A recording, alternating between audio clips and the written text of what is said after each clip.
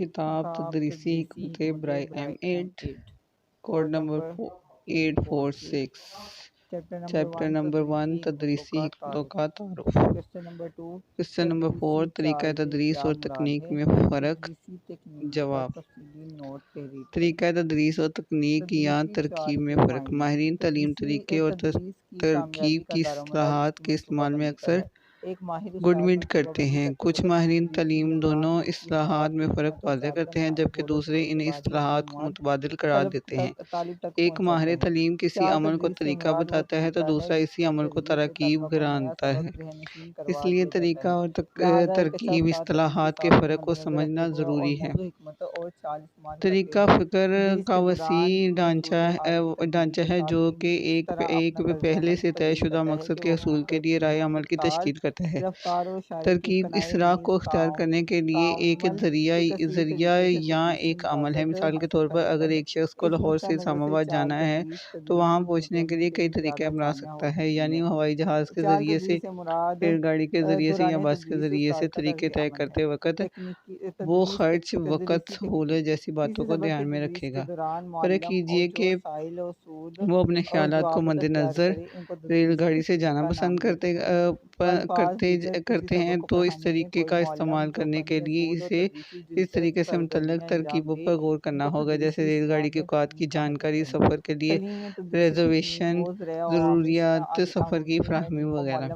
اس طرح کہا جا سکتا ہے کہ پڑھانے کے طریقے کا تعلق تقریباً براہ راست تدریس کے مقاصد سے ہوتا ہے، اور پڑھانے کی ترکیب کا تعلق تدریس کے مقاصد سے براہ راست نہ ہو کر پڑھانے کے طریقے کی وسعت سے ہوتا ہے۔ یعنی پڑھانے کی ترکیب کا تدریس کے مقاصد سے تعلق بالواسطہ ہوتا ہے، پڑھانے کا طریقہ تعلیمی مواد کو باقاعدہ منظم کرنے کی طرف توجہ دیتا ہے۔ یہ مؤثر آموزش کے لیے مکمل اور باقاعدہ عمل ہے۔ طریقے میں مختلف طرح کے عناصر ہو سکتے ہیں، لیکن استاد کی رہنمائی سے ان عناصر میں ترتیب و ربط پیدا ہو جاتا ہے۔ پڑھانے کی ترکیب ایک نکتے یا واقعے کی تدریس کے لیے یا شوق پیدا کرنے کے لیے ایک چٹکلا، گر یا سجاؤ ہوتی ہے۔ ترکیب ایک قریب ترین مقصد کے حصول کا ذریعہ ہے، ایک ایسے مقصد کا جو شاید ایک بڑے مقصد کا حصہ ہے۔ ڈاٹرے کے بمبو جب ایک استاد کو اپنی تدریس میں موزوں، طریقوں اور ترکیبوں کے انتخاب کے لیے مندرجہ ذیل عناصر کو دھیان میں رکھنا چاہیے۔ طلبہ: ان کی عمر کیا ہے، قابلیتیں کیا ہیں، پس منظر کیا ہے، ذہنی، جسمانی اور جذباتی صحت کیسی ہے۔ سامان یا مواد: کیا یہ مجروح ہے یا مقرون، پیچیدہ ہے یا آسان، سابقہ معلومات کا حصہ ہے یا نیا، کیا یہ انفرادی قابلیتوں کی نشوونما میں مفید ہے۔ نمبر 3 مقاصد: مقاصد کے حصول کے لیے مواد کو پیش کرنے کا سب سے مؤثر ڈھنگ کیا ہے، آموزش میں کتنی گہرائی ہونی چاہیے۔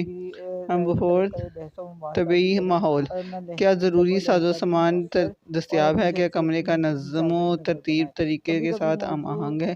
نمبر 5 لاگت: کیا اسکول کو مزید اخراجات کرنے ہوں گے یا استاد کو طلبہ کو مزید خرچ اٹھانا ہوگا، کیا اس کے لیے سرمایہ دستیاب ہے۔ نمبر 6 استاد: کیا استاد کے استعمال کے لیے تیار ہے، کیا وہ اس کے استعمال کرنے کے لیے اپنے آپ کو اہل رہتا ہے، کیا طریقہ یا ترکیب اس شخص کو دیکھتے ہوئے موزوں ہیں۔ تدریسی تکنیکیں یا ترغیبات کہتے ہیں۔ تدریسی تکنیکوں کی نمبر 7 وقت: کیا کافی وقت دستیاب ہے، کیا ٹائم ٹیبل اور کورس کو دیکھتے ہوئے اس کا مؤثر استعمال کیا جا سکتا ہے۔ نمبر 8 دلچسپی: کیا یہ دلچسپ اور ذہنی تحریک ابھارنے